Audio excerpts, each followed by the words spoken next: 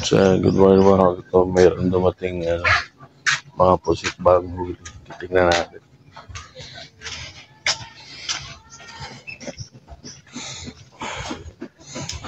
Yan o.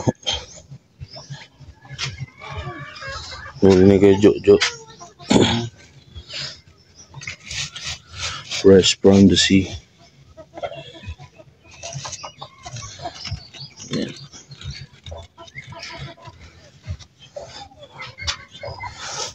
Yan, lalaking pusit ko.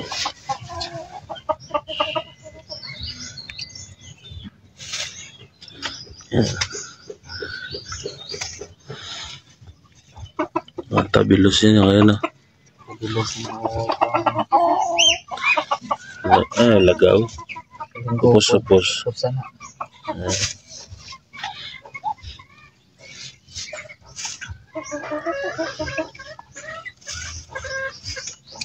Kupos ito.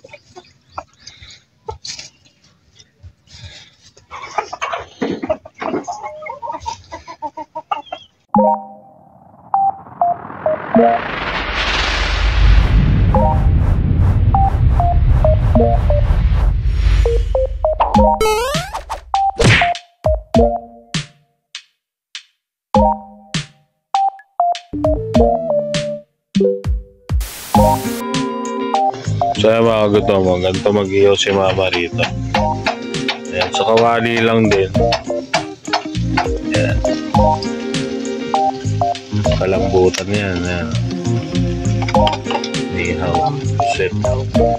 Tapos syempre, habang umiihaw niya, ito naman yung pusit na, ano nga ito, G? Tunaw. Kala ko punaw. Ayan, tunaw na adobong pusit. Si Mothers ang nagluluto. And then natin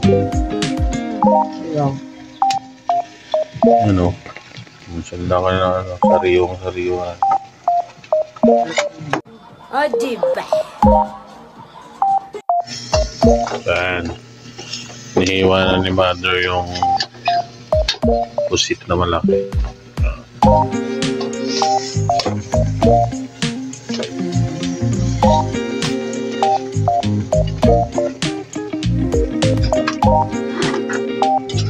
A few moments later. Ito na yung pusit maagot na. Tayo natin yung bukbok muna.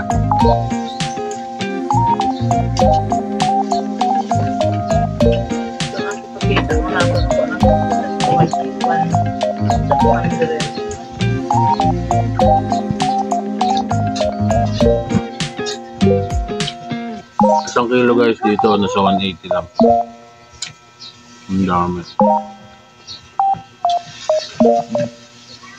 Sarap. Manamit naman.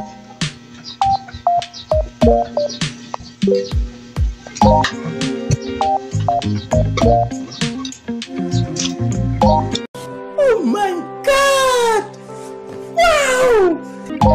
So ito mga gutom, isa to sa mga paboritong lutuin dito sa amin.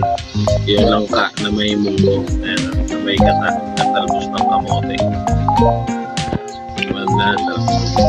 na may dulong na halo.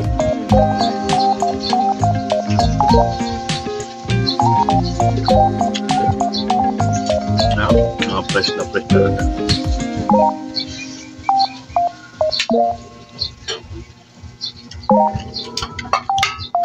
Gusto mo talaga ng mga fresh na luto at mga sariwa.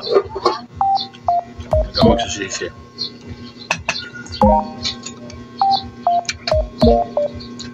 Two hours later. So mga gutom, ito na. Ito na. Talagang 200 pesos yan. Dalaw. Isang malaki at may maliit. Pero good for 6 to 7 person na to, sharing na yan. Tapos nalutuin ni mama. Kalambutan na po sir.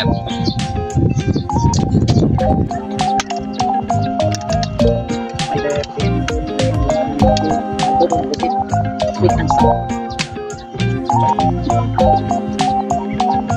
Bukan mo.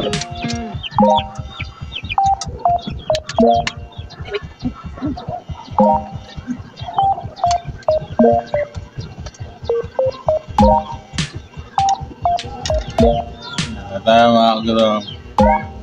Minsan lang to sa isang taon na uwi.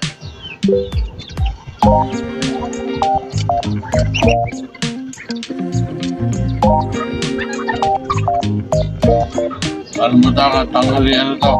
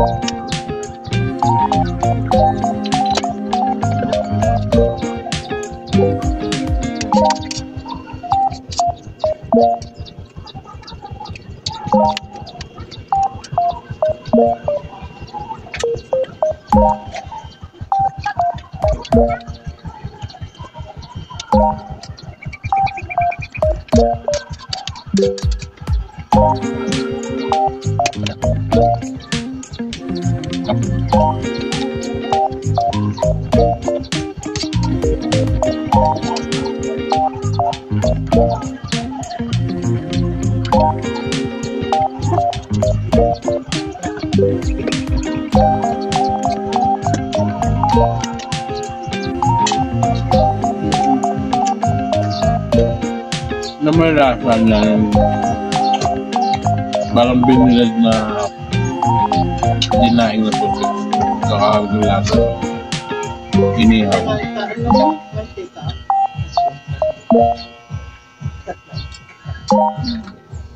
Sarap. Malamas-lamas na maalat talaga.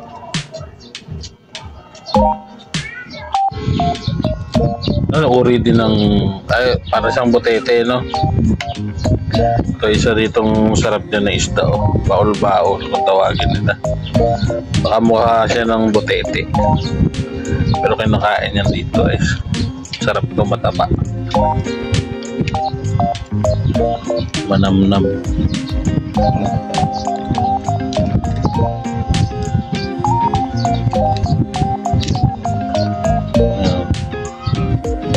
Lalo ni atay na. Ito yung masarap dyan. Oh. Yung atay niyan. Tignan natin.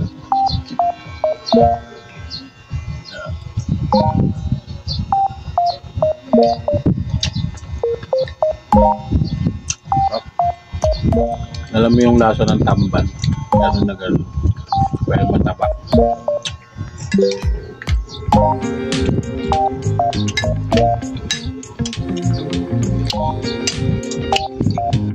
Paano masabi? Ang galing mo talaga, bright ka. Tawago to mo kung gaano kalambot at ka-fresh. Ito na yung rice.